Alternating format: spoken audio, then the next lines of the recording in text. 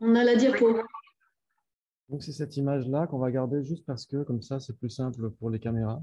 D'accord. OK. Et puis aujourd'hui, on va essayer de faire des révisions, des révisions. Alors, il paraît qu'il y avait des questions. On se croirait aux grosses têtes. Question de Hendrik de Lavore.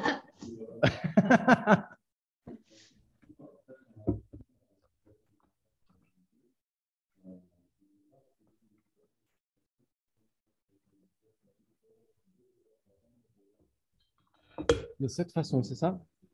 Donc, les 7 façons, ça veut dire le raisonnement septuple, c'est ça? OK, donc on doit l'avoir justement sur les diapos, donc finalement, ça tombe bien. Alors, Ah, les avoir pris. Oui, ça va être là-dessus. OK, donc quintuple, c'est bon, ça on l'a vu. oui, un n'est pas un avec B. Et septuple. Hum. OK, ici, là, et encore une, et c'est bon.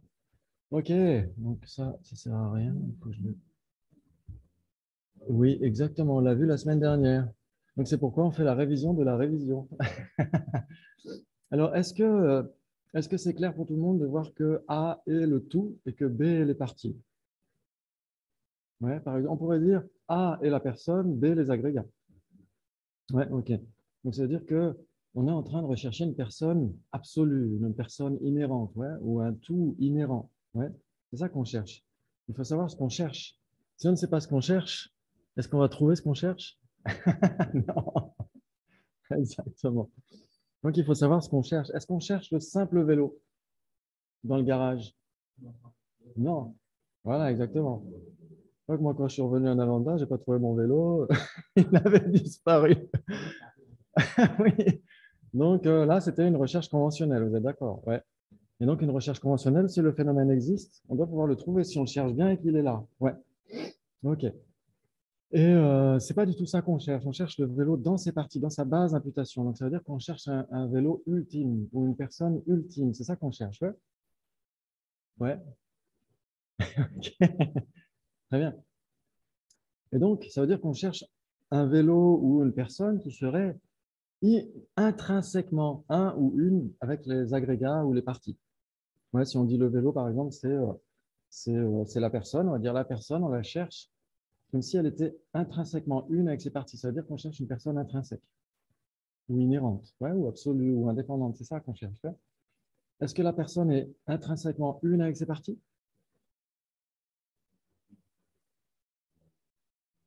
Non.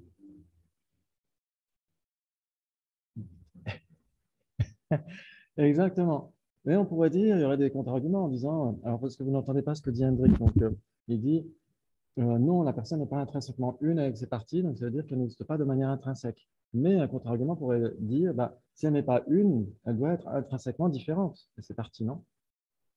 Et elle pourrait continuer d'exister, mais de manière intrinsèquement différente de ses parties, non? Parce que c'est l'autre option possible, ouais. Et donc, quelles seraient les conséquences si la personne était intrinsèquement différente de ses parties, de ses agrégats?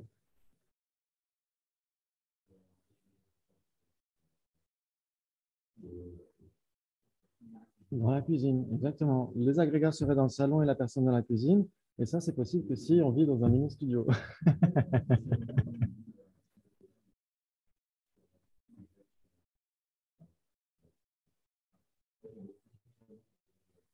Exactement, elle possède ces agrégats, exactement. Oui, tout à fait. C'est le numéro, soit c'est le 3, soit c'est le 5. Ça dépend, des fois c'est interverti. OK. Imaginons que quelqu'un nous dise ça, en effet. Tu possèdes tes agrégats, en effet. Je veux dire mon corps, mon esprit, etc. Ouais, très bien. Mais ce que va dire la personne, c'est que cette personne pense que la personne et ses agrégats sont intrinsèquement différents. Pour posséder quelque chose, on ne peut posséder que ce qui est autre. Ouais. C'est-à-dire que je possède une tasse, etc. Ouais. Donc, la tasse n'est pas moi. Donc, nous sommes différents. Donc, il faut qu'il y ait une différence pour posséder le possédé. Le possesseur et le possédé doivent être différents. On est d'accord. Conventionnellement, ça joue. Mais là, on est en train de chercher un possesseur inhérent et des possédés inhérents. Ouais, ça joue. Et donc, est-ce que c'est possible? Pas possible. Parce que pour qu'il y ait un possesseur inhérent et des possédés inhérents, il faudrait qu'ils soient différents de manière inhérente, et donc qu'ils soient séparés, la personne dans la cuisine et les agrégats dans le salon. Ouais. Et ça, c'est pas possible, on l'a déjà réfuté. Ouais, ouais, ça joue. Wow, magnifique. Est-ce que vous avez des questions sur Internet? Ok. Est-ce que ça joue pour l'assemblage et la configuration ou la forme spéciale?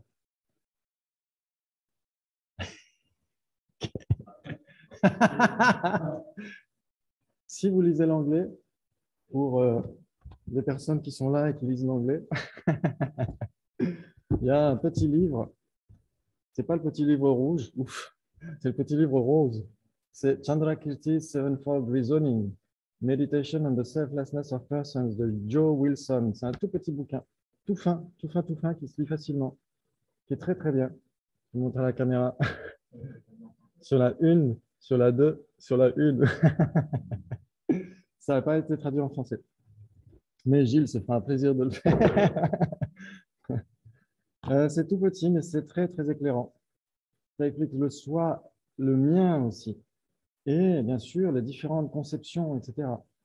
Et les 7 aspects du raisonnement septuple. Donc, c'est vraiment exceptionnel. Et là, ce n'est pas encore en français, mais justement, on a la classe de révision pour le faire en français, donc on en profite. Ouais. C'est Joe Wilson. Joe Wilson. Ouais, Joe. Oui, se mettre à l'anglais, c'est pas mal, c'est utile. Ouais. Il y a tellement plus de littérature en anglais qu'en français. Ouais, exactement. Ouais. Très bien. Est-ce que est-ce que c'est clair pour les premiers points? A n'est pas un avec B. A n'est pas différent de B, mais essayez de bien garder l'objet de négation. Ouais. On cherche un A inhérent et un B inhérent. Ouais. C'est-à-dire que conventionnellement, la personne n'est pas une avec ses agrégats. Ouais. Et si ça existe et que ce n'est pas un avec quelque chose, c'est nécessairement différent de ce quelque chose. Exactement, tout à fait. Donc là, ce n'est pas une recherche conventionnelle. Ça veut dire que oui, si on faisait une recherche conventionnelle, bien sûr que le vélo n'est pas ces parties. Donc le vélo existe, les parties existent, ils ne sont pas un, et donc ils sont nécessairement différents. Ouais. Mais ils sont une même entité. Ouais, c'est ça qu'on avait vu. Ouais. OK. Donc là, on cherche un vélo inhérent. Ça veut dire quoi? Inhérent, ça veut dire quoi? Qu'est-ce que ça veut dire inhérent? Qui aurait une existence de son propre côté. Ouais. Alors, autosuffisant substantiellement existant. Là, ça va être autre chose. Ouais. Là, ça va être autre chose. C'est pour le soi personnel, exactement. C'est le soi grossier de la personne pour les prasangika. Ouais. Alors, on pourrait dire que la table est appréhensible de manière autosuffisante. En effet, c'est ce que disent les Sautrantika. Ouais, les Sautrantika disent que la montre, elle est substantielle. Elle est appréhensible de manière substantielle, de manière autosuffisante. Donc, on voit la montre, on la voit tout simplement. On la certifie par une condition valide sans dépendre de la certification par une condition valide d'autre chose ouais, que la montre. OK. Alors que le temps, c'est un phénomène imputé. Ouais, c'est ce qu'on avait vu. Pour la personne, c'est pareil. Les agrégats, c'est substantiel. Et la personne, c'est un phénomène imputé. Ouais.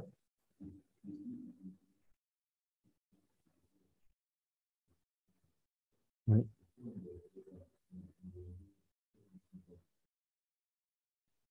Exactement. D'une certaine manière, on pourrait dire, en effet, si la table avait une existence inhérente, elle devrait exister sans que personne ne l'aperçoive.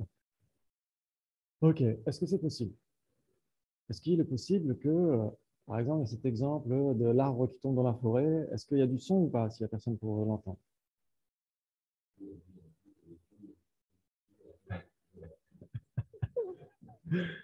C'est-à-dire que, du point de vue prasangika, il y a des phénomènes extérieurs, vous êtes d'accord?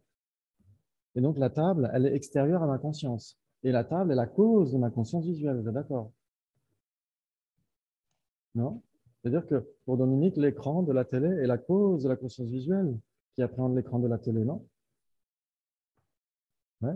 Ça veut dire que c'est la condition objectale. Ouais. Ça veut dire que la lumière touche la table renvoie ses rayons lumineux, et donc ça vient toucher nos yeux, etc. Et donc c'est la cause de notre conscience visuelle. C'est l'une des causes. Ouais. Si c'est une cause, ça doit exister avant la conscience visuelle, non? Très bien. Même si ça existe avant. Est-ce que si le son existe avant que la conscience auditive l'entende, est-ce que c'est du son ou pas? Donc c'est du son. C'est-à-dire que c'est du son sans que personne ne soit là pour dire que c'est du son. Parce qu'il existe avant cette conscience.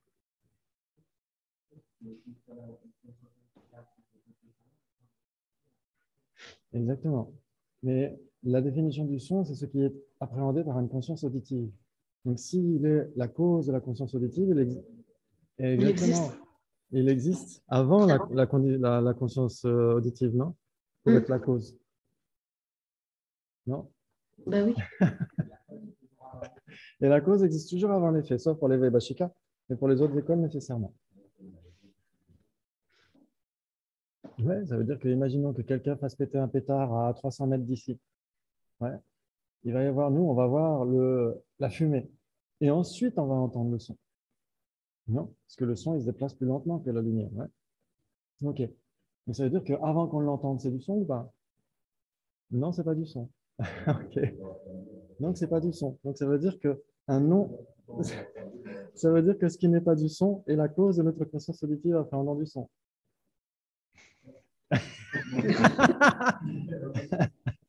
Ça veut dire que ce qui n'est pas du son est la cause de notre conscience auditive appréhendant du son. Ça veut dire que notre conscience auditive entend un non-son.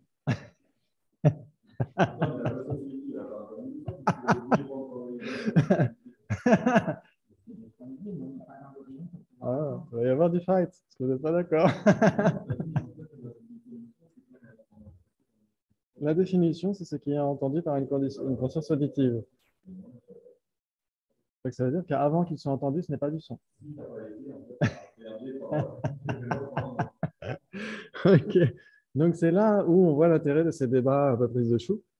Dans Dura, quand on apprend Dura, on se pose la question, comment est-ce qu'on fait pour appréhender la réalité? Et forcément, c'est d'autant plus croustillant quand on a la vue prasangika, quand on essaie d'adopter cette vue-là, en tout cas. Ouais, ça veut dire que le son, si le son est la cause de notre conscience auditive, il doit nécessairement préexister à cette conscience auditive. Ça doit déjà être du son avant d'être entendu. Tu disais non.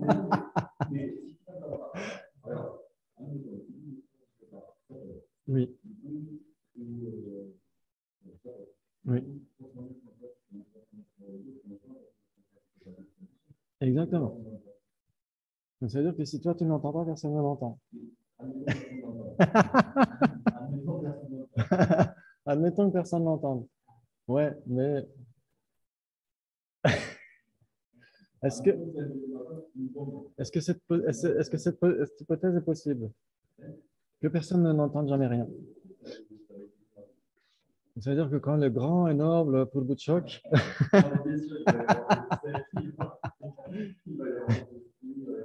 et il y a des objets égale objet de compréhension égale objet de compréhension d'une conscience omnisciente.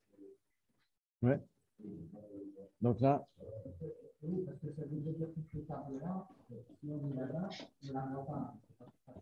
Exactement. Waouh. Très bien. Donc la table. Par exemple, les molécules à l'intérieur de la table, est-ce que nous, on les voit? Non. Est-ce qu'elles n'existent pas? Elles existent. Oui. Elles existent. Pourquoi?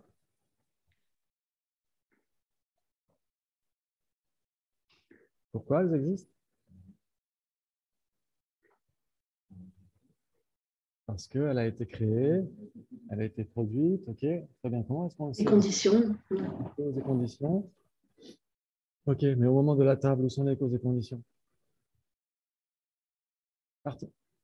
Elles sont finies. Elles n'existent plus. Là, vous êtes d'accord? Au moment de la table de lundi, la table de dimanche a disparu. Comment est-ce qu'on sait qu'il y a eu la table de dimanche?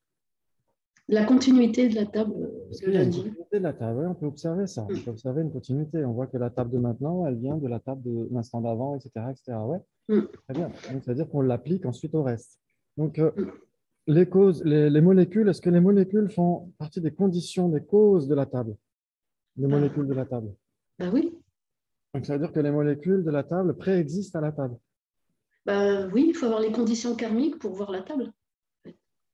Ok, donc ça c'est intéressant. Est-ce qu'il y a nécessairement besoin de conditions karmiques pour voir une table? Non, non, ce pas des empreintes. Enfin, si. Ouais, c'est Chitamatras. Ouais. Oui, pour les Chittamatras ou les Yogacaras ou Tantrika aussi, ces deux écoles vont dire que conventionnellement, il y a nécessairement besoin d'empreintes pour percevoir une table, parce qu'ils vont dire que la table et la conscience qui la prend Ouais. ne sont pas cause et effet l'une de l'autre. Ouais. Ouais. Donc, elles sont une même entité et elles Même naissent en entité. même temps. Mm. Exactement. Et donc, on pourrait dire que les molécules de la table et la table sont une même entité aussi. Mm. Parce que les molécules de la table ne préexistent pas à la table. Elles coexistent à la table. Non, les parties de la table. Et la table coexiste, vous êtes d'accord. Sinon, on Oui. aurait d'abord les parties de la table et la table ensuite, Mm. sans partie. Pas Mm. possible. Ouais. OK. Mm. Donc, c'est-à-dire, où est-ce qu'on en vient? On en vient du point de vue prasangika, c'est qu'un phénomène doit, si c'est un phénomène observé par une conscience directe, une perception directe, il doit être la cause de cette perception directe. Ouais. Et donc, s'il est la cause de cette perception directe, il existe avant d'être appréhendé par cette perception directe. Non? Ouais. Oui. S'il est Mm. la cause, si par exemple la table est la cause de ma perception visuelle de la table, elle doit préexister à ma perception visuelle de la table, puisqu'elle est la cause. Vous êtes d'accord? Mm. Donc, ça veut dire qu'elle existe sans être appréhendée par une conscience. C'est-à-dire qu'elle existe sans être simplement imputée par une conscience conceptuelle, de son propre côté. on va dire que, on va dire que oui, on peut dire que la base imputation et le phénomène imputé n'ont pas de relation inhérente. Pour les autres écoles, par exemple, les Sautrantika, ils sont piégés avec ça. Les Sautrantika dans les écoles basiques, ils vont dire que, par exemple, on a été visiter l'atelier des frères bénédictins. Hein. Bénédictin. Mm. Mm. Exactement. Donc, dans leur atelier, il y a le tour du potier. Ouais. Et donc, imaginons que l'un des frères soit en train de fabriquer un pot. On va dire, qu'est-ce que tu fais? Eh ben, je suis en train de fabriquer un pot. Donc, on va dire, bah, le pot accomplit l'action de survenir. Vous êtes d'accord?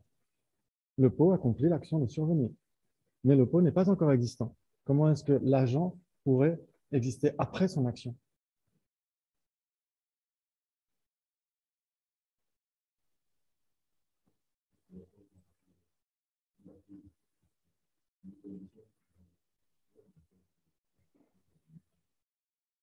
Alors, une condition devient une cause, qui devient la cause de la condition.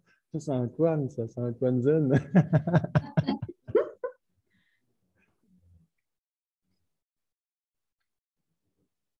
Il y a une continuité. Mais pour les Sautrantika, ils vont dire qu'il y a une relation inhérente entre l'agent et l'action. Ouais. C'est-à-dire que l'agent et l'acte, c'est-à-dire ceux qui accomplissent l'action de survenir et la survenue, doivent avoir une relation inhérente. Et donc, les Prasangika vont leur dire ça doit coexister.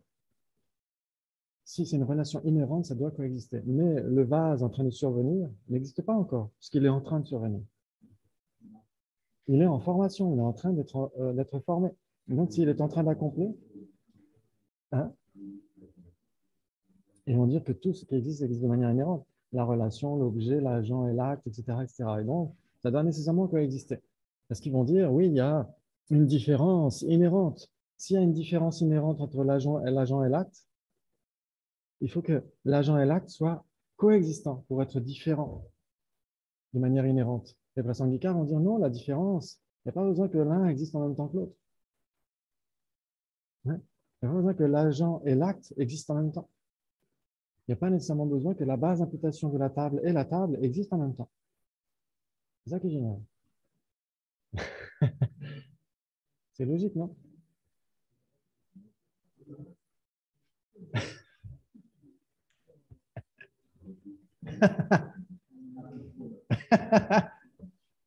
Tu disais quoi, Gilles?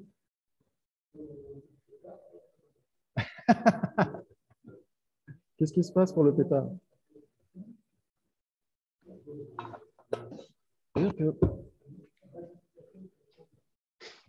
pour les prasangika, on dirait ça, on dirait que c'est la base d'imputation. Si on prend le point de vue des Sautrantika, la définition du son, c'est ce qui est entendu par une conscience auditive. C'est-à-dire que tant qu'il n'est pas entendu par une conscience auditive, ce n'est pas du son. Donc, ça veut dire qu'un non-son devient la cause d'une conscience auditive qui appréhende un son. Ça fait bizarre, non?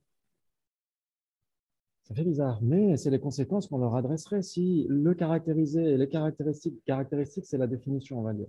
C'est entendu par une conscience auditive, ouais. Et le caractérisé, ça va être le son. On pourrait dire ça comme ça. Le caractériser, les caractéristiques, s'ils existent de manière inhérente, ils ont une relation de manière inhérente, et donc ils doivent nécessairement coexister. C'est-à-dire qu'avant d'être entendu par une conscience auditive, ce n'est pas du son. Pour les pré-syndicats, ça joue, c'est du son. C'est du son parce qu'il y a à la base d'imputation le phénomène imputé, et la relation n'est pas inhérente. Ils ne sont pas obligatoirement coexistants. Ouais.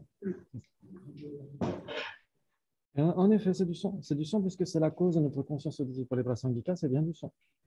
C'est bien du son, mais on va l'imputer a posteriori. Il n'y a pas besoin de l'imputer au moment où on le voit, par exemple. Au moment où on ouvre le placard et qu'on voit des tasses, est-ce qu'on les impute tout de suite conceptuellement? Non, on les perçoit directement. On n'a pas nécessairement l'imputation conceptuelle. Pas tout de suite, pas au moment où on voit un truc. Sinon, il faudrait penser à ce truc pour le voir. Qu'est-ce qu'on voit? On voit une base d'imputation.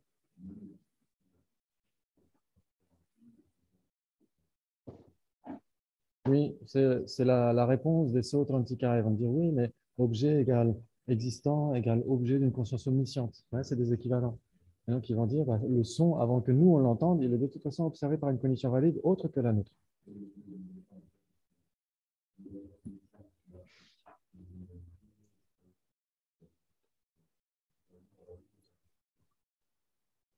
On ne peut pas voir le son. On ne peut pas voir la conscience omnisciente, ça, on est d'accord. Donc, ça veut dire qu'elle n'existe pas.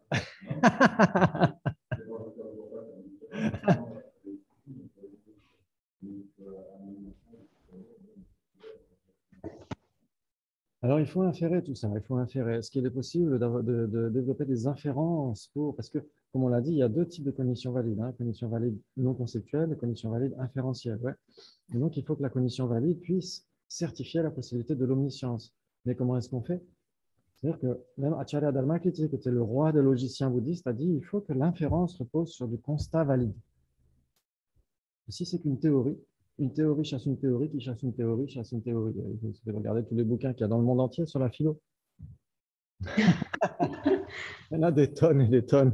C'est-à-dire qu'un point de vue philosophique va remettre en question un autre point de vue philosophique qui lui-même va être remis en question par un autre point de vue philosophique. Alors que si on fait reposer une inférence, une déduction logique sur de la perception directe, de ce qu'est la nature de l'esprit, par exemple, claire et cognitive, il faut l'observer directement.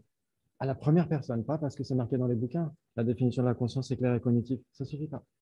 Il faut l'observer en temps réel, à la première personne. Quelle est la nature de la conscience, la nature conventionnelle de la conscience?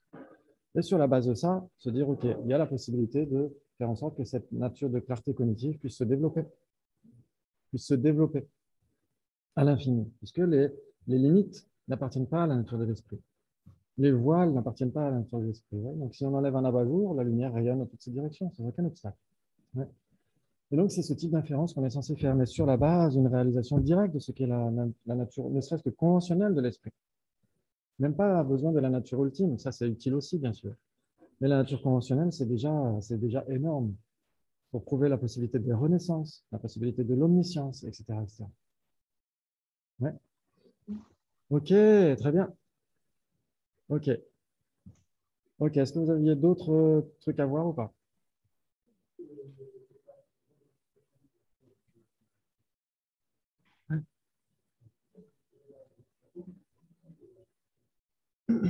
En fait, il doit y avoir du son pour le pétard. Le pétard lui-même n'est pas du son. Ouais, c'est-à-dire que le pétard, on va dire que le pétard, c'est la cause du son. Et au moment où il pète, c'est là où il y a le son. Ouais. Et donc, ce son-là, il va parcourir une certaine distance dans l'air. Ça peut être même dans l'eau, d'ailleurs. Il pourrait après parcourir une certaine distance dans l'eau. Ça peut arriver aussi. Ouais, c'est pour ça que les baleines, elles peuvent communiquer, etc. Mais dans l'air, ça prend combien? 330 mètres par seconde, quelque chose comme ça. 330 mètres par seconde. C'est-à-dire que s'il est à 500 mètres, on le voit péter, on le voit exploser, mais on ne l'entend pas encore. Ouais. Mais il parcourt une certaine distance. Ça veut dire que si on a quelqu'un à 1 mètre du pétard, puis quelqu'un à 2 mètres, puis quelqu'un à 3 mètres, etc., on va leur demander, vous avez entendu? Bah, tout le monde aura entendu, à une distance particulière, à un temps particulier. Et donc, ça, on peut le vérifier. Ouais, ça, c'est vérifiable. Donc, c'est-à-dire qu'on peut prouver que le son est là depuis l'explosion et qu'il va parcourir une certaine distance, etc., et mettre un certain temps pour parcourir cette distance. Et donc, ça veut dire que c'est déjà du son avant que nous, on l'entende. Si ce n'est pas du son avant que nous, on l'entende, ça veut dire qu'un non-son est la cause d'une conscience auditive appréhendant un son. Oui.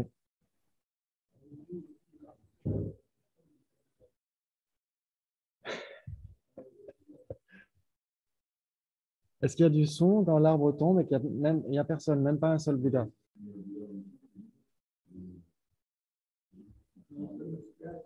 Dans une sphère.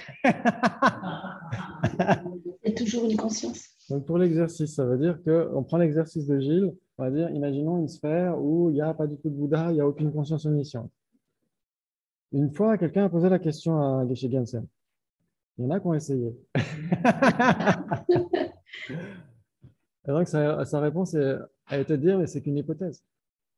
Nous, on dirait à Blois, par exemple, à Blois, nous, on a une expression, on dit, si ma tante en avait, on l'appellerait mon oncle.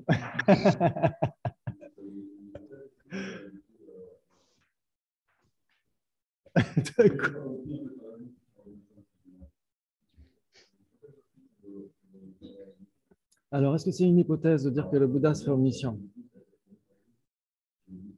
Est-ce que la logique est valide? Est-ce que la logique est valide? La nature est logique. La nature est logique. Soit une table existe, soit elle n'existe pas. Soit elle est là, soit elle n'est pas là. Pourquoi ce ne serait pas logique de quoi?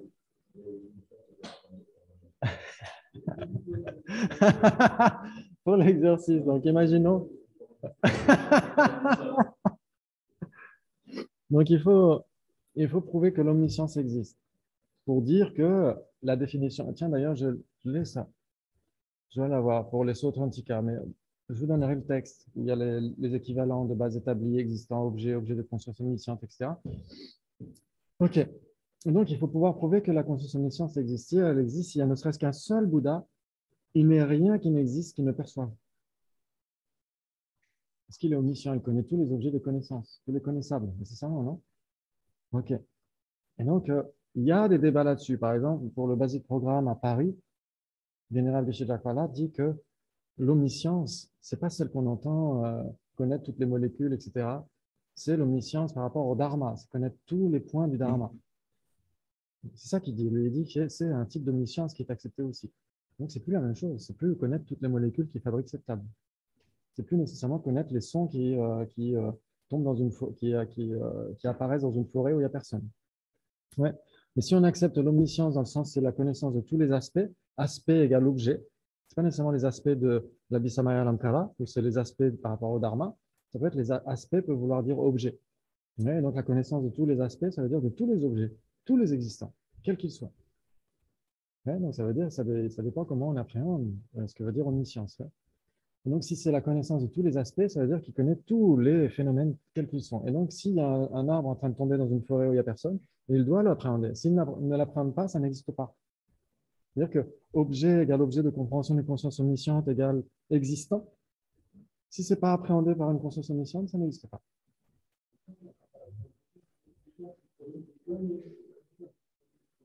C'est une solution de facilité. De dire qu'en effet, c'est l'objet d'une conscience omnisciente, c'est une solution de facilité. Il faut essayer de le prouver autrement.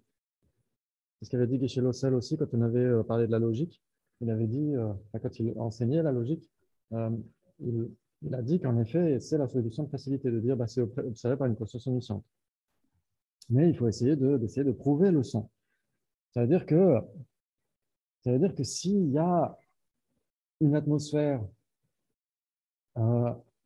faite de gaz, etc., si ça ne se passe pas dans un truc, comment dire, rigidifié ou solidifié, etc., s'il y a une atmosphère qui permet les vibrations sonores, et s'il y a un arbre qui tombe, il y a nécessairement un contact entre deux trucs matériels et il y a nécessairement une vibration. Ça, on peut le prouver, non? C'est physique, c'est de la science.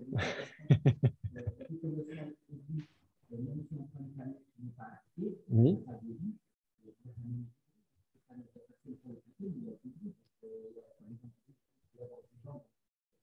Voilà. Tout à fait. Oui. S'il y a une atmosphère. Mais s'il n'y a pas d'atmosphère, par exemple sur la Lune, il y aura quand même du bruit dans le sens où il y a des ondes radio. Ouais, sauf que nous, on ne l'entend pas parce qu'on n'a pas les oreilles faites pour ça. Et si on avait les oreilles qui entendaient les ondes radio, si on avait des oreilles faites en ordinateur ou en récepteur, on pourrait entendre les ondes radio. Donc, on se dirait, bah oui, il y a du bruit. Ouais. Ou les ondes, les ultraviolets, etc. On pourrait se dire, oui, en effet, il y a quelque chose. Ouais. Sauf que là, on n'a pas la capacité d'entendre les ondes radio. Donc, on se dit, bah, il n'y a pas de son sur la Lune. En fait, il y en a, en réalité. Ouais. De toute façon, tout est en continuité, en fait. En continuité. Oui, ça veut dire que y a une transformation qui se fait Oui. et cette transformation peut induire du son. Donc, de toute façon, il y a toujours quelque chose qui se passe. Exactement. Une transformation peut induire du son. Dans le cas de l'arbre qui tombe, hein, on est d'accord. Sinon, Oui, sinon, simplement, la table qui se transforme, etc., bah, elle le fait silencieusement, d'une certaine oui, manière, oui. on pourrait dire. Ouais. Mm. Ça peut Mais se, en effet, ouais. La transformation, ça peut être du gaz, du sang, du son. exactement. Tout à Ouais. fait. La De toute façon, il y a une évolution. oui, exactement. Et ça implique tous les impermanents, tous les produits, oui, Oui. nécessairement. Exactement. Par exemple, la conscience, elle change d'instant en instant, mais elle le fait sans son. Ouais.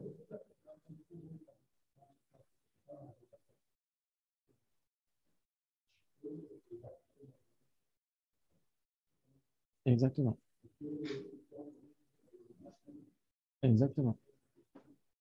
Tout à fait. Oui, exactement. Ça veut dire que on doit. Oui, tout à fait. C'est une inférence parce qu'on a tous observé que dès l'instant où il y avait un contact entre deux objets matériels, un contact, comment dire, assez soudain, on pourrait dire, ouais, à ce moment-là, il y a un son, il y a une vibration qui se fait. Donc, nécessairement, c'est la loi des forces en physique. Ouais. Et donc, ça engendre, il y a des vibrations, des contre-vibrations, etc. Comme quand on balance un caillou à la surface de l'eau, on voit qu'il y a des vibrations, et puis ça touche la surface, et puis la surface renvoie les vibrations, etc. Donc, on voit qu'il y a des trucs comme ça. Et donc, on peut l'inférer aussi pour l'arbre qui tombe tout seul dans la forêt. Mm. Tout à fait. Ouais. Eh ben, c'est pareil, ça fait le même bruit.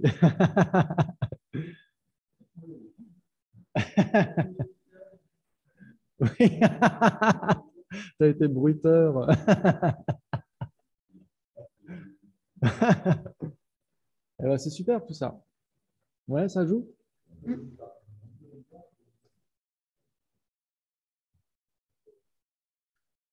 Donc, ça veut dire que c'est un non-son qui est la cause d'une conscience auditive appréhendant un son. Donc, ça veut dire que la conscience auditive appréhende un non-son. Donc là, il y a des problèmes. Il y en a qui ont essayé. Non, c'est intéressant. C'est intéressant. OK. Est-ce qu'il y avait d'autres choses à voir? Est-ce que la possession, etc., ça joue? Est-ce que l'assemblage, la configuration, est-ce que ça joue? Ouais. J'entends pas. Oui. L'assemblage, c'est le tas de parties et la configuration, c'est les parties assemblées dans leur ordre approprié. Ouais. C'est ce que disent les Svatantrika, qu'il y a la configuration, qu'il y a un plus. Il y a un Oui, plus dans l'assemblage des parties. exactement. Ils vont dire ça, les Ouais. Svatantrika, et même nous, en tant qu'êtres ordinaires, on a tendance à saisir Oui. ça. C'est-à-dire que si vous allez acheter une montre extrêmement chère et que le vendeur vous vend un tas d'engrenages dans un sac, vous ne l'acceptez pas. Vous dites non, rendez-moi mon argent. Mais s'il remet les engrenages dans le bon ordre et il vous tend la montre, vous allez dire OK, c'est une montre. Qu'est-ce qui fait la différence? Ben, Exactement, elle est capable de fonctionner. Exactement. Mais imaginons une montre qui sert d'œuvre d'art. Par exemple, une fois, j'ai vu une œuvre d'art, c'était deux coccinelles l'une sur l'autre. Elles sont en état de fonctionner. Est-ce que c'est des voitures ou est-ce que c'est une œuvre d'art? Des coccinelles, ouais, des voitures. ah, je croyais que c'était Pardon. Oui, non, pas l'insecte, les voitures. Elles sont roue contre roue, donc elles sont l'une contre l'autre comme ça fait comme une sphère d'une certaine manière. Ouais. Est-ce que c'est deux voitures ou est-ce que c'est une œuvre d'art? Plus de voitures. Deux Nous, voitures, par exemple. Vous on y avez met aussi plus, nous. l'autre exemple sur Internet, vous trouvez du détournement d'objets. Par exemple, vous avez sur des placards, c'est des cuillères qui forment des poignées. Est-ce que c'est une poignée en forme de cuillère ou c'est une cuillère qui sert de poignée? Qui choisit quoi? Pour Hendrik, c'est une cuillère qui sert de poignée. Non, c'est une poignée en forme de cuillère. Ah, pour Philippe, c'est une poignée en forme de cuillère, donc il va y avoir du fight. Qui a raison? Ben, tout dépend si on y met de l'art ou pas. Tout dépend si on y met de l'art ou pas. OK. Donc, ça veut dire que ça dépend de notre appréhension subjective, non? Oui, Donc, ça dépend de ce qu'il était à la base. OK. Ça dépend de ce qu'il était à la base.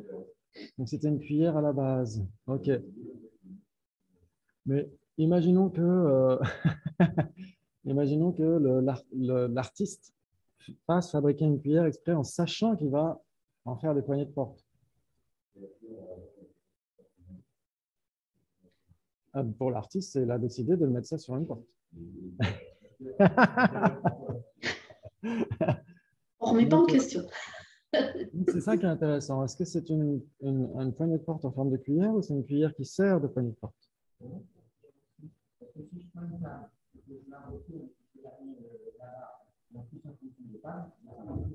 OK. Donc, ça veut dire que si on met une table et que, par exemple, on prend une table, on prend une table, on la met dans un musée, par exemple, et ça fait une œuvre d'art. Est-ce que c'est toujours une table? Ben non. Ah oui. Ah, on a des contradicteurs. Je suis Svatantrika, je dis non. Je dis qu'il y a plus. Donc, c'est ça qui est intéressant, c'est que les Prasangika vont dire, ça dépend. Ça dépend de la façon dont vous appréhendez le truc. Si ça dépend du sujet, c'est-à-dire que ça n'existe pas de manière objective. Ce n'est ni une cuillère de son propre côté, ni une poignée de porte de son propre côté, ni une table, ni une voiture, ni rien de son propre côté. C'est nous qui décidons. Ça joue?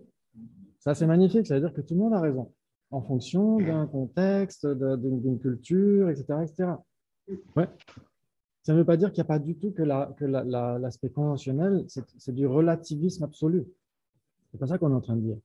C'est-à-dire qu'on n'est pas en train de dire que faire du mal aux animaux, c'est mauvais que pour les véganes. Ah, oui. On n'est pas en train de dire ça. Ce n'est pas du relativisme absolu. Faire du mal aux êtres, c'est mauvais, d'une manière générale. Là, on n'est pas en train de dire que c'est mauvais que pour les véganes et que c'est bon pour les non-véganes. Pas du tout.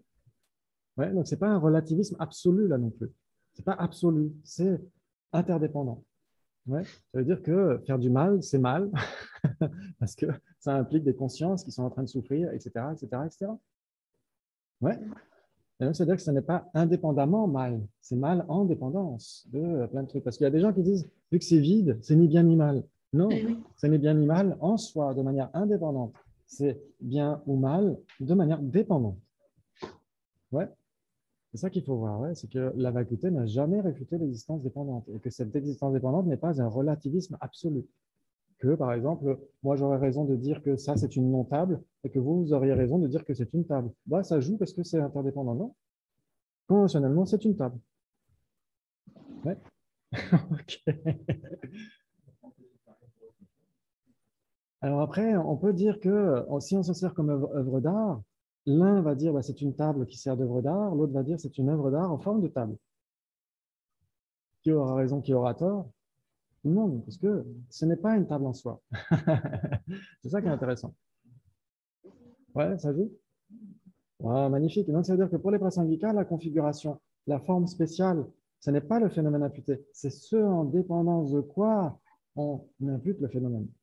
C'est très différent. Pour les Svatantrika, comme disait Pascal, pour les Svatantrika, la configuration est la table, ou la montre, ou la voiture, ou le vélo, etc., ou la personne.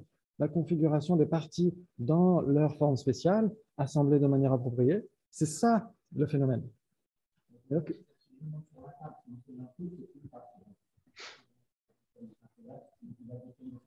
D'une certaine manière, oui, ils vont dire que ça reste une table inhérente. Ils vont dire que c'est une table inhérente sur laquelle tu mets tes pieds pour aller changer l'ampoule. Ils vont dire que c'est quand même une table, parce que si on la charge dans ses parties, on doit la trouver. Eux, ils vont dire que la table, c'est la configuration. Nous, les Prasangika, on va dire c'est en dépendance de la configuration qu'on va imputer le phénomène table. Une base d'imputation. C'est exactement qui est la base d'imputation. Ça veut dire que c'est très différent. Pour les Svatantrika, la configuration et la table, c'est-à-dire que la table, on la trouve dans sa base d'imputation. C'est les parties assemblées d'une certaine manière. Mais eux, ils ne sont pas en train de dire qu'il faut une recherche ultime. Eux, ils sont en train de faire une recherche conventionnelle. Donc, pour eux, ça joue. Il y a une existence inhérente conventionnellement. Nous, on dit vous êtes en train de dépasser la sphère conventionnelle, vous êtes déjà dans l'ultime. Si vous trouvez une table ultimement, elle a une existence ultime. Elle a une existence inhérente.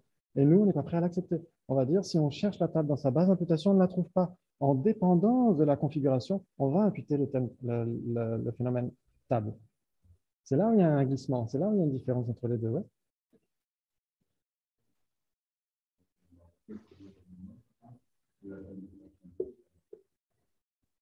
En fait, les Prasangika, tu dis les Prasangika. Les Prasangika ne vont pas dire ça. Les Prasangika vont dire A, la configuration n'est pas la configuration de B. C'est-à-dire que A, c'est le phénomène imputé, même conventionnellement. Ça, c'est les Svatantrika qui vont dire ça. Les Svatantrika vont dire conventionnellement A est la configuration. Par exemple, la table, c'est l'ensemble des parties d'une manière appropriée. Les Prasangika vont dire non, cet ensemble-là, c'est ce en dépendance de quoi on désigne la table. Donc, il y a quand même quelque chose de différent par rapport à tout ça. Ouais.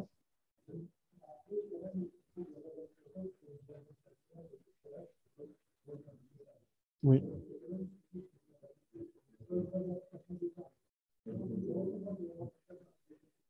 C'est là où les Prasangika, ils ont un problème, c'est que comment est-ce qu'on peut imputer table en dépendance d'une base d'imputation qui correspond à une table et table en dépendance d'un individu, par exemple.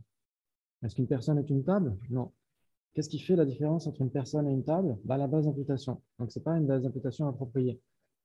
Et donc, ils sont obligés d'accepter qu'il y a quand même une différence. Il y a une différence conventionnellement.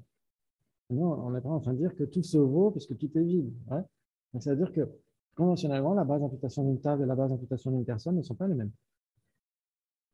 Et c'est ce que dit Sasanté, par exemple. Ouais.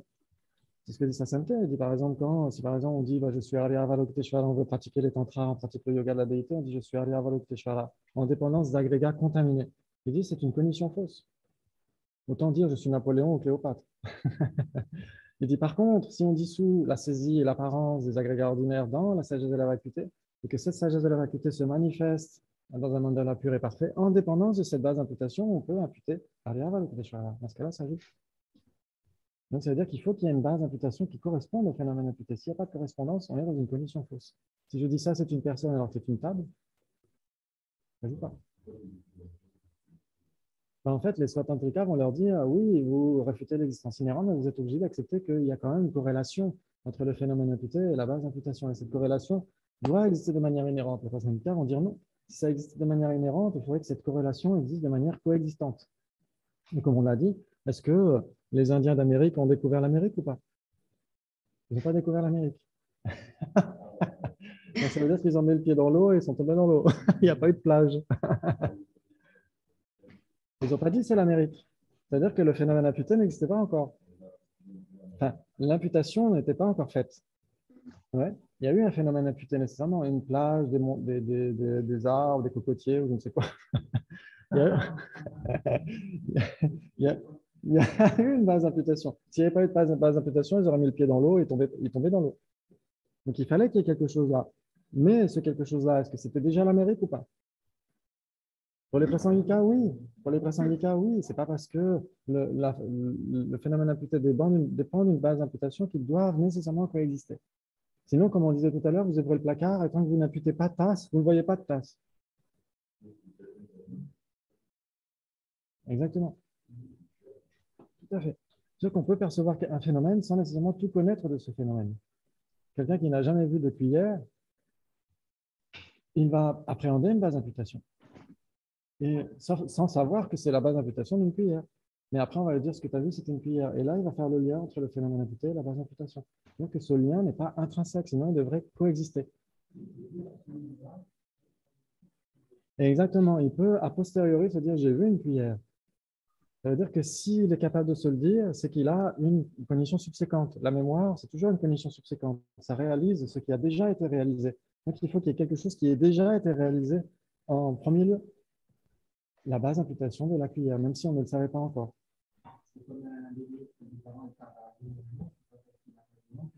Exactement, ben, on va dire c'est un bébé. Les Svatantrika vont dire vous l'appelez bébé. Donc la relation est inhérente. Les Prasangika vont dire non, on peut tout à fait avoir le phénomène imputé, la base d'imputation qui ne coexiste pas nécessairement comme le vase en train d'accomplir l'action de survenir. Il n'existe pas encore. S'il existait déjà, quel besoin aurait-il de survenir? Ouais. Donc, c'est un non-existant au moment de sa survenue. Ouais. Donc, il accomplit l'acte de survenir a posteriori, parce qu'on anticipe.